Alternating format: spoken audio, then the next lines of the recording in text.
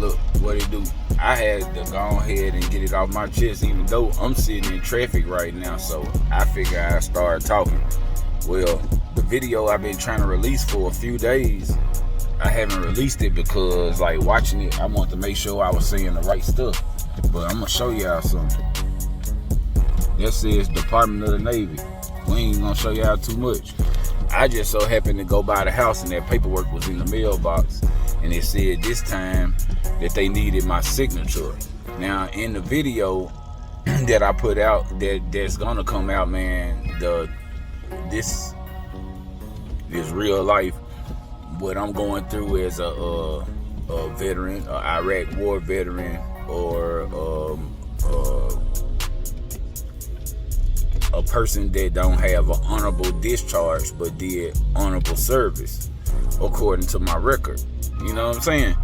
Like, some stuff don't make sense. Honorable service, that means that I did everything legitly the way I supposed to. And then I had misconduct, which would be considered smoking marijuana, the very thing that they treat PTSD patients with through the VA and other other medical professionals that's in the profession of mental or psychiatrics. But man, so like basically the video, man, look, I'm gonna give up a lot of details of stuff in the video. It's just, you know what I'm saying, it ain't no orthodox way of how I did it. No orthodox way of how I did it. It's basically just put the phone out of my hand. No orthodox way of how I did things on it. Sorry. But let's just say, like I said, no orthodox way of how I was doing it or how I'm saying nothing. But it's a very informative video because, man, it might be somebody else that's a veteran, and I promise you, man, don't give up. That's the whole thing about it. Don't give up on getting what you feel is due to you, or, you know what I'm saying, just getting through the process. That's basically what it's all about. I just wanted to say that, and without further ado, man, after this intro, y'all will see exactly what I'm talking about. It's your man, Mr. Fox, Mr._Fox. Make sure y'all hit that like button for me, man. Subscribe to the channel and share this video with somebody, man. Let's go. Here, right after this intro, man, y'all make sure y'all stay and follow the whole entire video all the way through, man. Don't skip through, man. Trust me, you don't want to miss it. Let's go.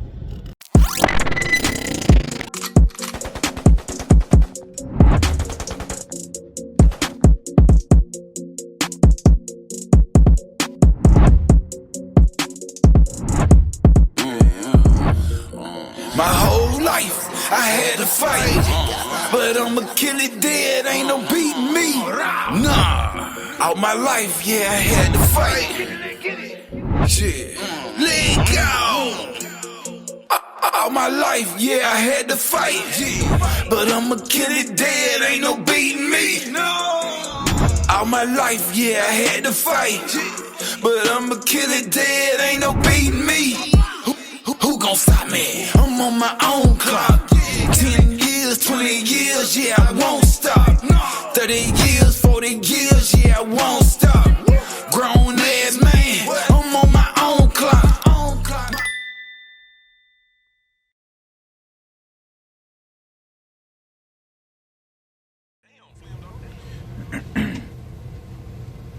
What up? Man, it's your man, Mr._Fox, or Mr. Fox, TFoxe, whatever. Man, today we gonna have a little story time. This is something that's kind of like, this ain't for the kids either, man, but, you know what I'm saying, I just had to be real with everybody, real with, you know what I'm saying, with people who might have similar situations as mine or whatever, you know what I mean. But I got something I got to get off my chest, man. So, you know what I'm saying. So welcome to everybody. If you new, you know what I'm saying, I'm a content creator. Actually, I've been into productions pretty much most of my life, doing whatever as far as like music, stuff like that, graphics, video, sound, audio engineering. Just I've always been a hands-on type of guy anyway. So thank God that he created me to want to do stuff, want to build, want to do music, and you know what I'm saying, I started off as a drummer and all of that. And so, man, just thank God that I had talent, that I have talent. So anyway, man, y'all excuse me. So this, like I said, sorry for the kids. I'm smoking on Black and Mild. You know what I'm saying? I ain't gonna lie. I'm actually, and I'm normally, you know, the cool part is I'm in here by myself. I could have somebody around me, but right now I just want to talk to y'all. You know what I'm saying? Because this kind of like therapy or something like that, if you will. You know what I'm saying? But man, right now, just kind of thinking how I'm gonna tell y'all. But if you saw the title already, right? A lot of times people, they come straight for the drama. So you see the title, it's real. I ain't got no reason to lie or cap or whatever. So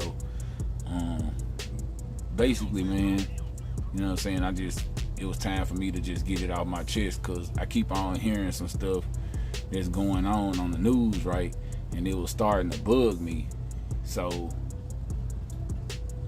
to answer your question, yes, you know what I'm saying, yeah, I have got kicked out of the military. At first I thought, like, man, I don't want to tell nobody. You know what I'm saying? I ain't really want to talk about it. And then the more I thought about it, it was like, man, like, at this age, long as I've been going through what I'm going through, like, and to hear the news media right now, right? I'm going to speak on something and then I'm going to come back to it. But check this out. I keep hearing in the news how, you know, in Tennessee, they trying to bring medical marijuana. And, you know, they really want to start it here because they using it everywhere to treat PTSD patients. You know what I'm saying? Veterans. So, me, I'm just like, they using weed to treat veterans, right? For PTSD, coming home from the war. So I'm like, damn. Well, this the crazy part. So I know y'all seen the title, right? Say I was kicked out of the military. So technically, I wasn't. I guess I could say I wasn't booted out or kicked out. It was more like I was accepted out, meaning I had an administrative separation from the military. So to me, the term for me saying kicked out, that's what it was. It was an admin separation. I was 6 months to my contract being over with. That means you do a 4-year bid, you know, that's how I go. Did my 4, but I was close to it when all of this took place. So long story short, right, I was getting ready to go to Iraq, and shit, basically we had, you know, they prepping you up to get ready, you know what I'm saying, you getting a lot of shots, they talking to you, you going through no counseling, none of that. They just basically saying, hey, you know, your unit is mobilized, you're gonna be going to this place right here, yada yada yada. It's in Iraq. So it's like, okay, cool, shit, okay, I'm going to Iraq. I mean, you should expect that this could happen, right? Because you signed up to be in the military. But the crazy thing is, me, I didn't think about it. Like, yeah, I can go to Iraq, right? I can go anywhere while I'm in Uncle Sam's United States Marines, you know what I'm saying? I can go wherever they want me to go. That's not an issue. The issue was I didn't think about the 50-50 chance of life that they told us about. Make sure you go and see your family and talk to your family and be around this person and be around that person, because you got a 50-50 chance of survival over there. Just think about that for a minute. When you 22 years old, 21 years old, I think, it was about 21, I believe.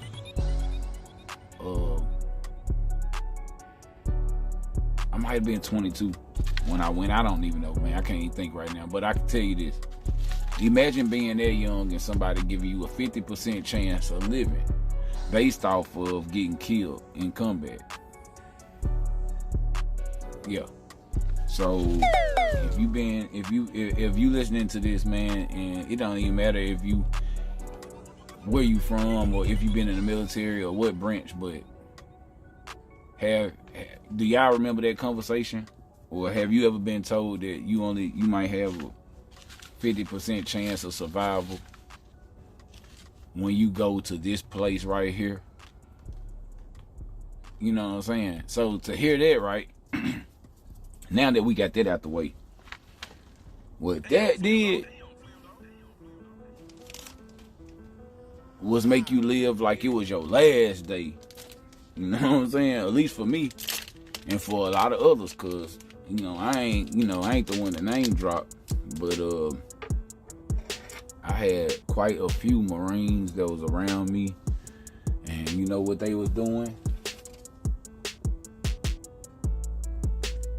I don't know, that jump probably backwards.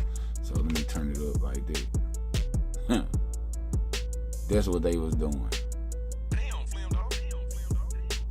Yeah. So, because you getting ready to go and you might not come back, it's like, man, like, it was people doing all kind of drugs, man. And not to bring it into a race thing, but shit, man, I learned a lot from some white guys. Look, I'm gonna be 1,000. Pretty much everybody I know that I might have been around. Y'all excuse me, I gotta roll one. That noise is the heat if you hear that. But because I am in the man cave. But anyway, so we getting ready to go to Iraq, right? Shit. I so happen to know these Jamaicans, right? Because of blood clot family, right? So I called up my Jamaican buddy and I said, hey man, I ain't gonna say his name. I say, fuck it. I mean, it don't matter. Hell, who the hell knows him, right? I say, Bino, man, I need a QP. And he said, oh, what? I said, yeah, man, we getting ready to go to Iraq tomorrow. I need a QP. So he said, all right. So because I was going to Iraq, and I tell him, hey man, they said we might, we got 50-50 chance of making it back, but I'm coming back, bro. He said, you'll be back, man, but here, man, you can have this. This on me. So he ain't sell me nothing. But he gave us a quarter pound. 4 ounces of weed. He gave us 4 ounces. Now, some of y'all might want to judge me, right? But how can you when you finna go and sacrifice your life for a country who ain't sacrificing theirs? But at the time, keep in mind, when I went into the Marine Corps, it was right after 9/11. You know what I'm saying? I went in 2002. Took me a little bit of time to get in. So when I went in, we was already getting ready to get with it. So I smoked some weed. Smoked a lot of weed.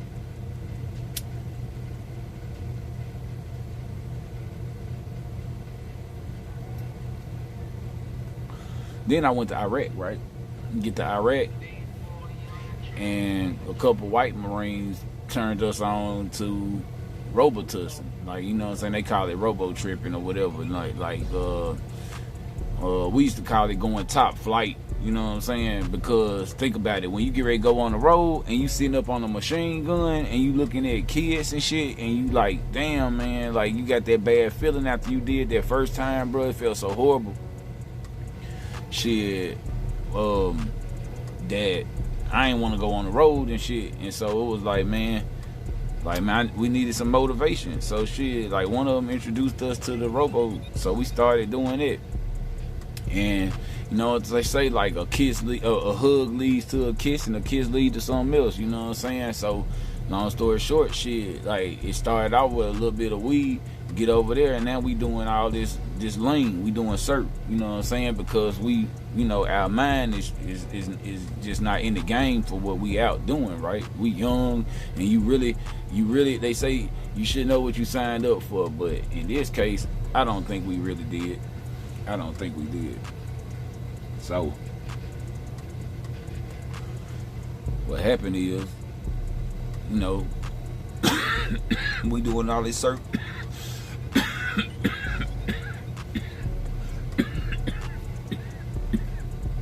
Excuse me. But, we doing the lane, we doing all that, we in Iraq. Some kind of way, let's just put it this way. They had weed over there too. So, shit. Boom. So now we smoking over there. We smoking weed in Iraq. We smoking weed in Iraq to keep us straight, to keep our mind straight. Not to just get high and have fun, but because what we doing? We in Iraq. So, after that, you know what I'm saying, I got hurt. I don't want to talk about none of that right now. If you, I'm gonna see if I can plug the video. If I can, it'll be in the link somewhere, like right up there, right about here. If not, then I'm just pouring for nothing. But I got a video that kind of talk about my experiences a little bit differently from what this one is. You know what I'm saying? This one is more so I'm just telling y'all shit that I wouldn't really tell nobody, because like, man, y'all right now, y'all my therapy. So I'm talking to y'all just like therapy, you know what I'm saying? That's why I'm able to just sit here and do what I'm doing. And y'all allow me to smoke. I appreciate it. So, anyway, man, look. So, I'm going to fast forward. After I get hurt in Iraq, I ain't going to lie, I was scared. So then, man, I was different. Changed me like a motherfucker. Changed me big time. When I came back home, I probably was a whole another person. I wasn't the same, man. You know, I ain't been the same no more. So, it just was different. The only thing that I knew was I felt okay as long as I smoked a little bit of herb, right? I ain't feel as bad, but as long as I had that. So, I continued. I get home. You know, and I ain't down. This ain't no shot to my family or nothing, because, you know, everybody can't just up and be, you know what I'm saying, almost 1,000 miles away from where they at, you know what I'm saying?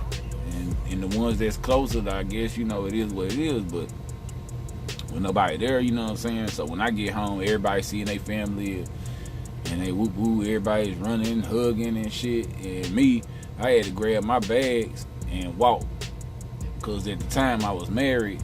Like, of course, I went through a divorce, but I was married back then, and she wasn't even there when I got there. You know what I'm saying? I had to walk with my bags and wait for about an hour or something before she actually showed up.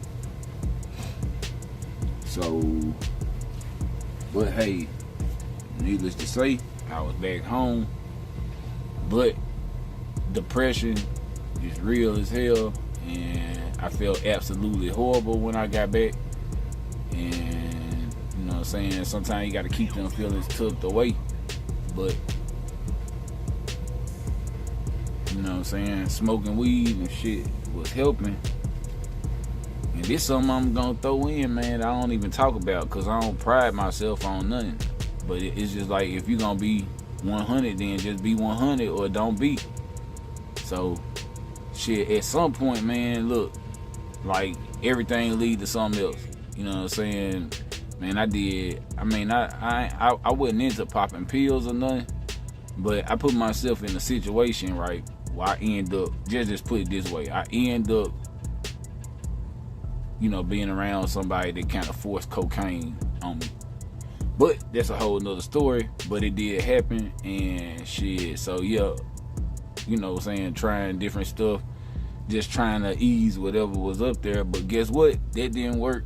So I went back to the weed, of course. And then we had a random drug test. So in the military, we had drug tests every now and then. But this time, I don't know if it was just our unit was hot or what. But long story short, they call us all in, the whole unit. We get back, they testing us, and what do y'all think happened? Put it in the comments. Tell me what you think happened. Of course, they don't test every single one, right? They just select a few out of each, one out of each box, or either one box or something like that. But anyway, just say my name on one black guy and another black guy name. I should have called him and asked him if he mind me saying his name on camera. He probably don't give a fuck anyway. But let's just say my boy Shaw. So he black, I'm black, right? Now, I ain't gonna mention the other guys, but it was some white guys that also popped on they, you know what I'm saying, on that same drug test. Well, the crazy part is they basically gave us, they basically charged us, right? Like criminals, right? So they gave us all charges saying that we wrongfully used marijuana. Wrongfully. That's the wording that's on the paperwork.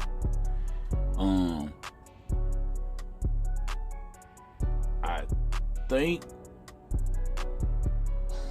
I don't know where, but I might have it. If I have it, man, I'm gonna try to put it in this video, man. And I ain't trying to keep y'all super long, so I'm gonna try to speed it up a little bit.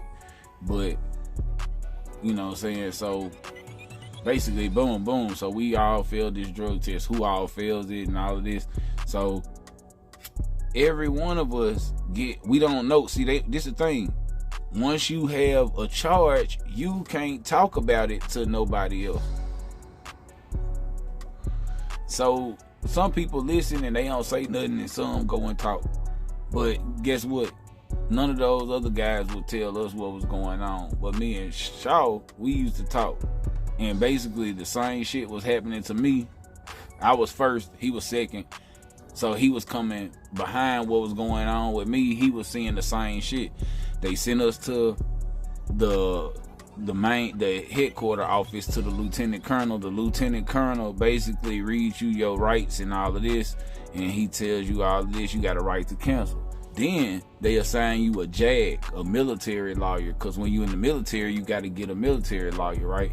They just basically, they are, to me, equivalent to what a court-appointed attorney. So basically, they work for the court, so they gonna side with the court. You know what I'm saying? So basically, they already talk you into a PTA, a pretrial agreement. So you don't even get to go before a military judge that's gonna go over your case. Number one, that's where it mess up. Because, like, so if anybody in the military going through this, man, take it to trial. And the reason why you should take it to trial is because then they can see what's really wrong with you, and you might need to have a mental eval, because they don't do none of that. And so what happened is, you think the best thing for you, because this lawyer telling you is to take this pretrial agreement. You know what I'm saying? So now you finna go and do I guess it's basically 3 to 6 months. It's like you go in, right? You might go in with 6 months, but they gonna give you time off for good behavior, as long as you straight. And so you might come up out of there a little early or whatever. But when you come out, this the go-getter. You come out, you go back to your unit, you don't got no rank. You know what I'm saying? When you don't got no rank, that means that they done busted your money down as well. So if you got kids and shit, that means they taking part of your bread away. They don't even give a damn about you having kids. And they gonna basically say you don't either because you did whatever it is you done. You committed a crime, right? So that's what happened. And I failed the damn drug test. And then once that was over with, right, they said, hey, you gonna be admin cell. And you find out, what you mean admin cell? That mean you gonna be separated from the service. Like, I don't got but a few months. So they like, yeah, but because of this, you know what I'm saying, we had to let you out early. Okay. So you just kind of quietly go away, right? Now your counterparts over here though, what happened to them?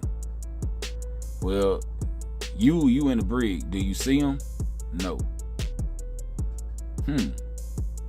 They get restriction. Just restricted to the barracks, 30 days. And they go back to their unit. Because what they do for them is a summary court martial. Now they give you a general court martial. So, you know what I'm saying? It's all, the whole game is just finagle, right? For us. To me, it's like me and the black guy. Now, also, one other thing was those guys, before they allowed them out of their contract, they made sure they got them through the VA system so that they could be getting medically treated and all of that, right?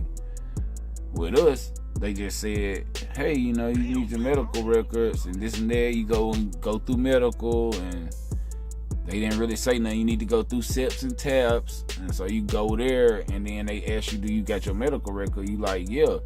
You know, you got this. You like, yeah. Do you check your uniforms and all of this stuff? So you just going through the motions. And then they come to the end and you out. No psychiatrist. Ain't nobody ask you no questions. How you doing? How's your brain? You know what I'm saying? We know you were injured. Were you really okay? Nothing. Nothing. See what I'm saying? Now, fast forward. One of my white friends from the Marines, same thing, got out early, all of that. But guess what? He 100%. I ain't putting his name out there because that's still my dog. And I'm happy for him as hell. And he know it. You know what I'm saying? I love him to death. And he know it. But guess what? He 100%. And man, even he was like, man, I can't believe that they not trying to fuck with you. They not helping you. I can't believe it. You know what I'm saying? He was like, look at all the paperwork. All the paperwork that I had to get together. Well, this is the letter that they sent to me. So I had to get my evidence together. And man, let me see if I can show this shit.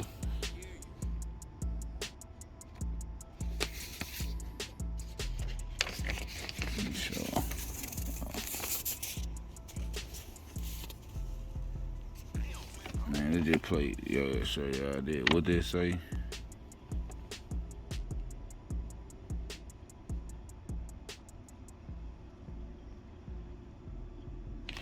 Okay, that's enough. All the paperwork. That's what they asked me for.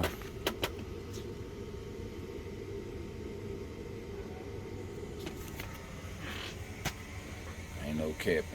You know what I'm saying? He was like, this is ridiculous. I was there when you got hurt. And I was like, yeah, I know. You know what I'm saying?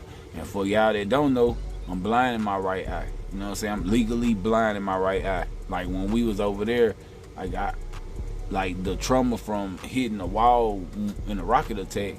Like messed the retina of my eye up so bad that I didn't know it was only hanging by a thread, is what the doctor said, and it snapped one day and I went blind. And then they had to reattach my retina back to my eyeball. All that happened from what happened to me in Iraq, you know what I'm saying? And then so I had to live with all of that. And then guess what? I got out. Do I have an honorable discharge? No. What did they give me? A general other than honorable discharge. And also, they gave me some words of encouragement going out the door. You ain't gonna be shit and you ain't gonna find a job. On my mama, that's what I was told. By a few other higher ups to say, a couple of them said, man, I wish you well. It's gonna be hard as hell to find you a job. Like, damn. Shit, like, thank God I was able to keep pushing through life, because the way they said it, shit, I should have been homeless on the street. But on some real junk though, I don't even want to hold y'all. If y'all want to hear part 2 or more, or not even part 2, but just if y'all think I should do a part 2 talking about this, man, put it in the comments, and then I'll keep going, man. If this helps somebody, hell, I don't know, but I can tell you this, like, man, they approved me for PTSD, right? But then they also sent a letter that said, we can't compensate you though. We can't compensate you because your discharge rate. So this is what I was gonna say, man. What started all this and set me off, and this is how I'm pretty much in the video. It was the fact that I was watching the news, and on the news they kept talking about medical marijuana for veterans, right? So my boy, he had came down to visit from Florida. He's white, same thing. But he got marijuana in the little things that the VA prescribed. Yeah, I just said he has marijuana that the VA prescribed, right? I got admin separated because wrongful misuse of marijuana. So, is it rightful use of marijuana if you get it from the VA? I mean, if my doctor had gave it to me then, I mean, I don't really understand, because no lie, the weed helped. It calmed us down. It kept you level. I'm gonna show y'all, man. So I ain't gonna show y'all the whole thing, but look, you gotta take them shits every day right there to keep you right. And you gotta have you some, you know what I'm saying? I ain't on here faking or none of that shit. If you know me, you know me. You know what I mean? Like, I ain't like, look, even on this channel, I ain't really no character, you know what I'm saying? I'm just kind of being myself.